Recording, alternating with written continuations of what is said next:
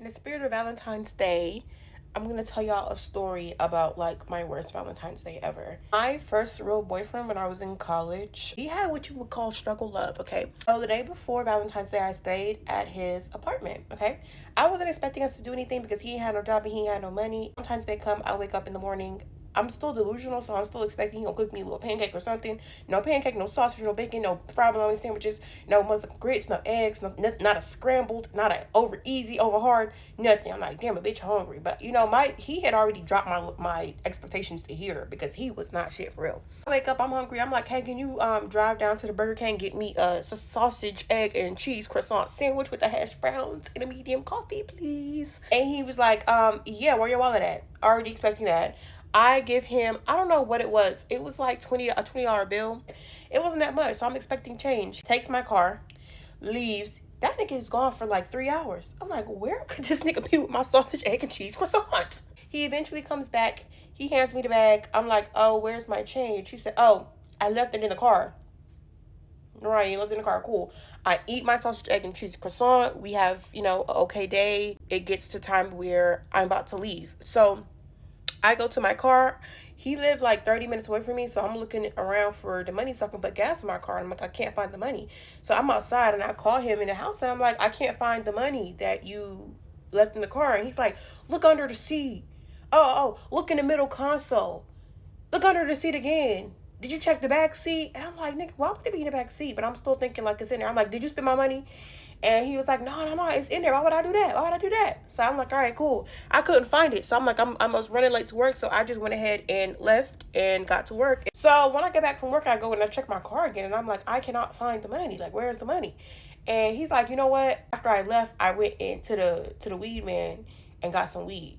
I sent you to get the sausage, egg, and cheese croissant, ho. So I'm pissed off. I'm like, why would you do that? He was like, well, I just feel like since we're in a relationship, what's yours is mine.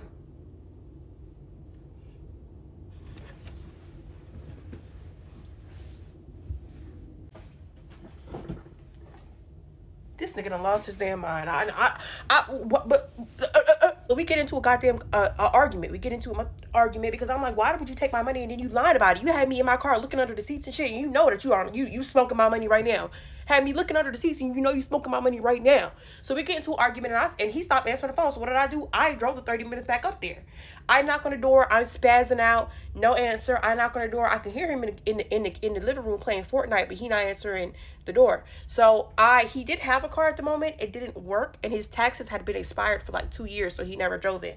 I went out to his motherfucking car and I snatched his damn license plate off. I was so pissed off. I did not need pliers, baby. I just gripped it and ripped.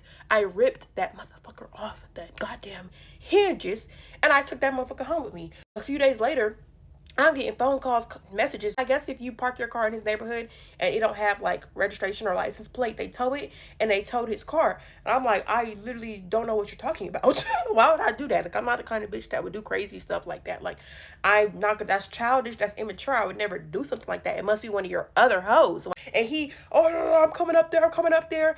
I'm scared now because this nigga has put his hands on me before. So now I'm scared. Like, why would I do that? I call my mom, I call my sister. I'm like, I don't know what to do. I call the police and I'm like, this nigga's about to kill me. I need y'all help.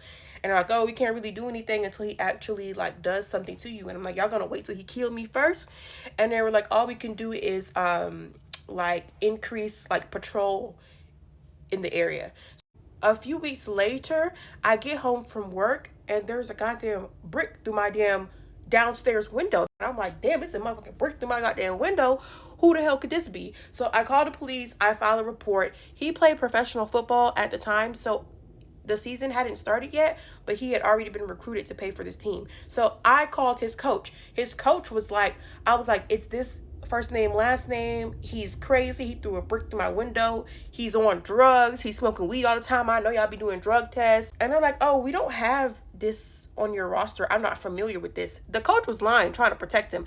I pulled up the Facebook post, like, then why the hell did y'all post him?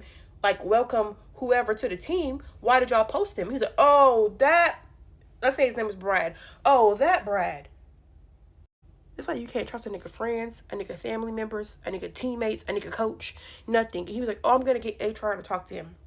So he got HR to talk to him, and obviously he got in trouble for whatever he was doing. And so Now I'm in trouble. He's blowing my phone down. Why would you call my coach? You know how much I love playing football. You're trying to ruin my life. This why I don't talk to bitches like you.